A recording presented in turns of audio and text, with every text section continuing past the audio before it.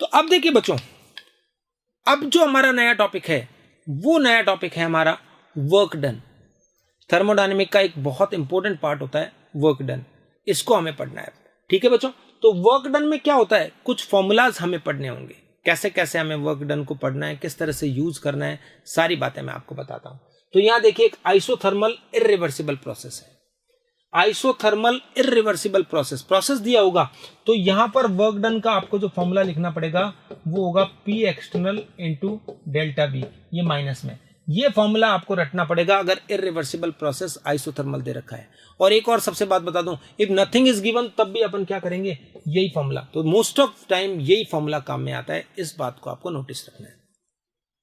Isothermal reversible process, तो isothermal reversible process होता है तो इसमें ये वाला फॉर्मूला ये आ जाता है 2.303 nRT log of V2 by V1।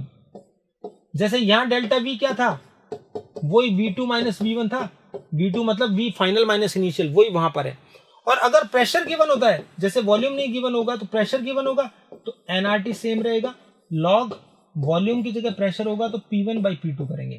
तो ये दो फॉर्मूलाज हैं, इन दोनों में से कोई भी यूज किया जाएगा as per the given situations कि क्या आएगा, P1 इनिशियल प्रेशर है, बाद में P2 है, ऐसे ही वॉल्यूम है V1 V2, तो इसको आपको यूज करना है। N मोल्स है, R वही गैस कांस्टेंट होता है और T की वैल्यू आपको टेम्परेचर गिवन होता है, राइट। तो ये दोनों फॉर्मूलाज आपको यूज करने पड़ेंगे। एडियाबैटिक प्रोसेस, एडियाबैटिक प्रोसेस में क्या होता है बच्चों, Q0 होता है, तो डेल्टा E इक्वल्स टू क्या हो गया W, क्योंकि डेल्टा E क्या होता था, Q प्लस W होता था फर्स्ट लॉ से, जब Q0 है तो W के इक्वल हो गया, तो W और डेल्टा E इक्वल हो गया। देखो तो डेल्टा E की वैल्यू अभी अभी लिखा था मैंने NCV डेल्टा T, और NCV की जगह आप क्या लिख सकते हो, NR gamma minus 1 delta T।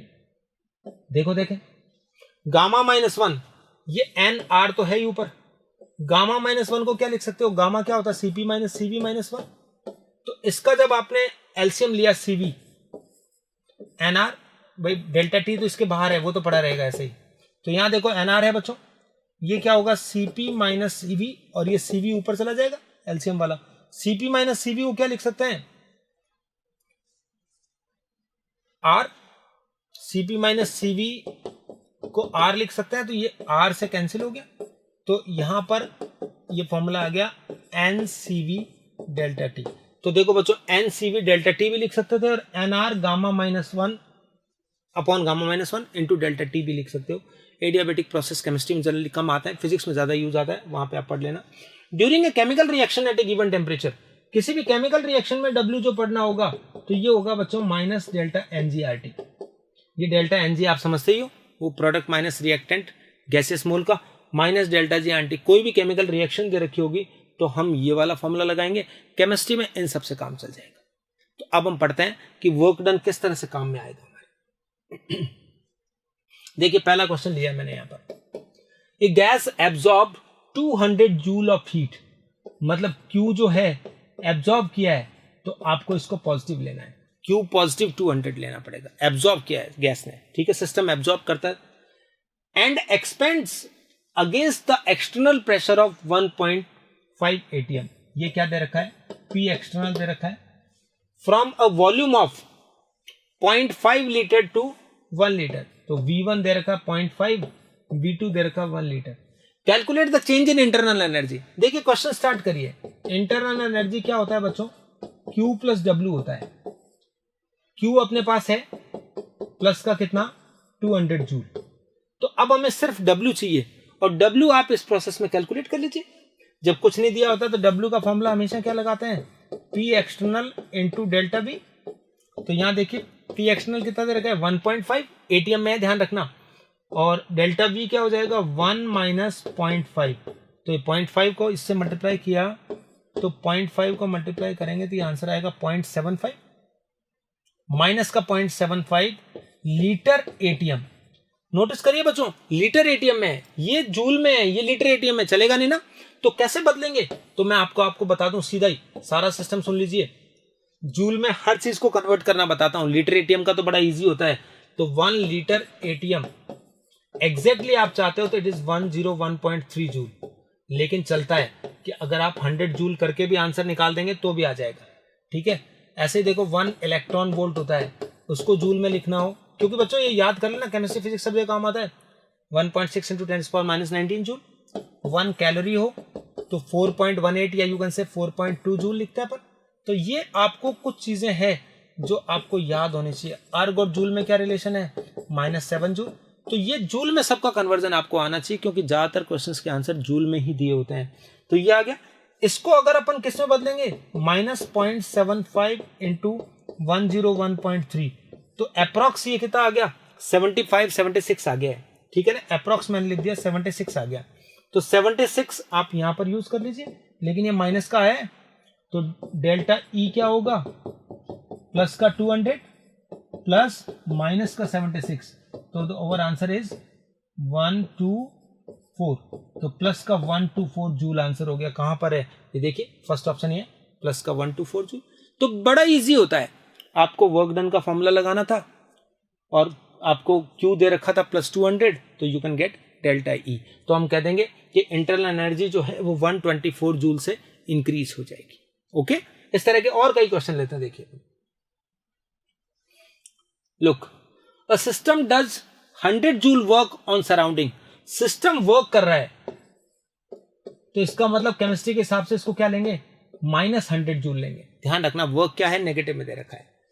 Work done by the system negative होता है, work done on the system को पॉजिटिव लेते हैं केमिस्ट्री में। And bye absorbing it the heat, तो ये क्यू है, ये आप प्लस में ही लेंगे, उसने एब्जॉर्ब किया था। Calculate the change in internal energy, तो ये तो बड़ा नॉर्मल सा ही क्वेश्चन है। ऐसा कैसा क्वेश्चन है, एनसीईआरटी की बुक में भी बैक एक्सरसाइज में दिया हुआ है, तो वो भी आप सॉल्व कर लेना। क्यू प्लस डब्ल्यू, तो क्यू कितना दिया हुआ है, +150, और जो वर्क डन है वो क्या होगा, -100, तो अपना आंसर आ गया +50 जूल। ये तो +50 जूल ये आंसर है। चेंज इन इंटरनल एनर्जी क्या होगा, 50 जूल से बढ़ जाएगी, माइनस होता तो उतना क्या हो जाता, डिक्रीज हो जाती। तो बड़े सिंपल क्वेश्चंस होते हैं जो डायरेक्ट फॉर्मूला बेस्ड होते हैं। चलिए करके दिखाइए। Calculate the work performed when 2 moles of hydrogen expand isothermally and reversibly. Isothermally और रिवर्सिबली हो रहा है at 25 degree Celsius from 15 to